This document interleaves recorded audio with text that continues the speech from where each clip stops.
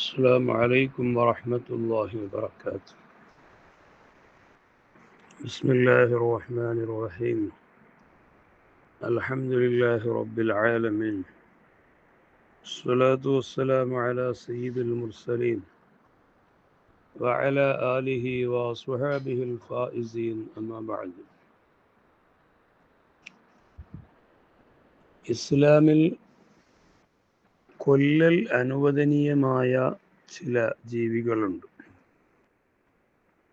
ഒരുപാടുണ്ട്. ഒന്നാമതായി കൽബുൻ അഖൂർ, പിരാന്തുള്ള നായ് അഥവാ പേപ്പട്ടി എന്ന് മലയാളത്തിൽ പറയും. അതിനെ കൊല്ലൽ അനുവദനീയമാണ്.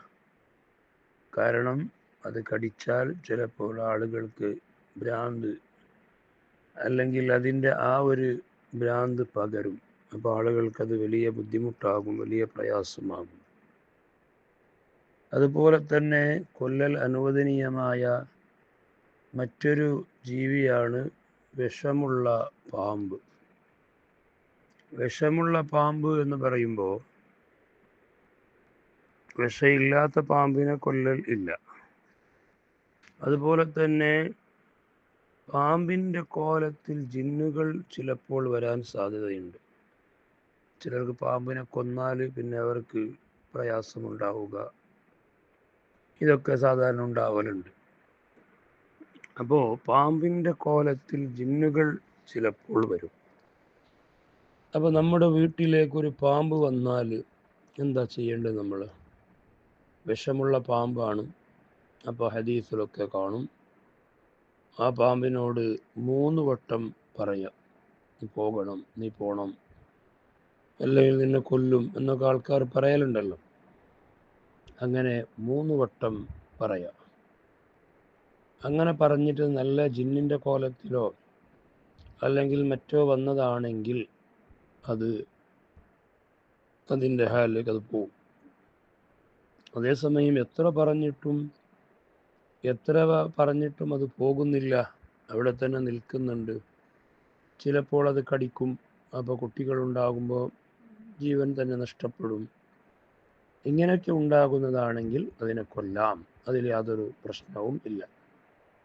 ചിലർ പാമ്പിനെ കൊന്നാൽ അങ്ങനെയാവും ഇങ്ങനെയാവും എന്ന് പറയുന്നവരുണ്ട്. അത് വേറെ ചില ആളുകൾക്കൊരു അന്ധവിശ്വാസമുണ്ട്. എന്താണ്, നമ്മുടെ നിഴല് അതിൻ്റെ മുകളിലേക്ക് വീണാൽ പിന്നെ അത് നമ്മളെ വിടൂല എന്നൊക്കെ അന്ധവിശ്വാസവും അതിൽ കുറേ ഉണ്ട്. അതൊക്കെ വെറുതെയാണ്, അങ്ങനെയൊന്നുമില്ല. പാമ്പിനെ ഒറ്റയടിക്ക് കൊല്ലരുത്. നമ്മുടെ വീട്ടിലേക്കോ മറ്റോ വന്ന് 3 പ്രാവശ്യം പറഞ്ഞിട്ട് പോയില്ലെങ്കിൽ അതിനെ കൊല്ലാം. കാരണം അത് ജീവന് തന്നെ പലർക്കും അപകടമായി മാറും. അതേസമയം പാമ്പിനെ കൊന്നാൽ ബുദ്ധിമുട്ടാണ്, അല്ലെങ്കിൽ അതിൻ്റെ നിഴല് വീണാൽ പ്രശ്നമാണ്, അല്ലെങ്കിൽ ഒരു വീട്ടിലേക്ക് പാമ്പ് വന്നു എന്നതുകൊണ്ട് ആ വീട്ടിൽ ഒരു പ്രശ്നവും ഇല്ല. ചില ആളുകൾക്ക് പല്ലി വീണു, ചില ആളുടെ മേലെ പല്ലി വീണു എന്നാൽ അതിനെ വലിയ പ്രശ്നമാക്കുന്നവരുണ്ട്. അങ്ങനെയൊന്നുമില്ല. പല്ലി വീഴുമ്പോൾ ഇയാളവിടെ ഉണ്ടായി എന്നല്ലാതെ ഇയാളെ മുകളിലേക്ക് പല്ലി വീണു എന്നതുകൊണ്ട് എന്താ പ്രശ്നം? അപ്പോൾ ഒരു വീട്ടിലേക്ക് ഒരു പാമ്പ് വന്നു, അതുകൊണ്ട് ആ വീട് ശരിയില്ല, അല്ലെങ്കിൽ അവിടുത്തെ വാസ്തു ശരിയില്ല, അവിടുത്തെ ആ വീട് വിൽക്കണം എന്നൊക്കെ പറയുന്നത് അത് പൊട്ടത്തരമാണ്. വാസ്തു എന്ന് പറയുന്നത് തന്നെ ഇസ്ലാമിൽ ഇല്ല. അപ്പോൾ ഇങ്ങനത്തെ പാമ്പ് വരികയോ മറ്റോ ചെയ്താൽ അതിനെ പറഞ്ഞിട്ട് പോയില്ലെങ്കിൽ കൊല്ലാം, അതിന് യാതൊരു പ്രശ്നവും ഇല്ല. പക്ഷേ അതുകൊണ്ട് അങ്ങനെ ഉണ്ടാകും ഇങ്ങനെ ഉണ്ടാകും, അതിനാഗദോഷമാണ്, അങ്ങനെ ഇങ്ങനെ എന്നൊക്കെ പറയുന്നത് അത് അന്ധവിശ്വാസമാണ്, അത് ശരിയല്ല. അല്ലാഹു തആല നമുക്കൊക്കെ വലിയ ഖൈറും ബറക്കത്തും സന്തോഷവും അല്ലാഹു തരട്ടെ. നമ്മുടെ ജീവിതത്തിലും ഭാര്യമക്കളിലും കുടുംബത്തിലും മാതാപിതാക്കളിലും ഒക്കെ അല്ലാഹു ഖൈർ നൽകട്ടെ, ദീർഘായുസ്സും ആഫിയത്തും നൽകട്ടെ. നമ്മളോട് ദുആ കൊണ്ട് വസിയത്ത് പറഞ്ഞവർ, നമ്മളെ സ്നേഹിക്കുന്നവർ, സഹായിക്കുന്നവർ, ഭക്ഷണം നൽകുന്നവർ, എല്ലാവർക്കും അല്ലാഹു ഖൈറും സന്തോഷവും നൽകട്ടെ.